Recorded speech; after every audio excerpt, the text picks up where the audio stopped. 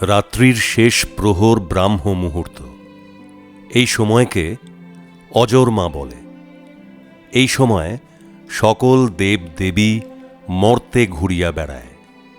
তখন মানুষ ঘুম হইতে উঠিয়া কাজ করিলে দেবদেবীদের বাতাস গায়ে লাগে, তাহাতেই আশীর্বাদ পায়।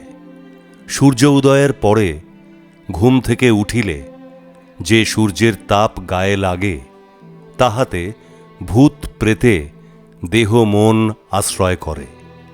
রাত্রিতে খাওয়া এঁটো বাসন যদি শোয়ার ঘরে থাকে, তবে ওই বাসন ভূত প্রেতে আশ্রয় করে। অজর্মা সময়ে আকাশের দিকে চাহিয়া দেখিবেন।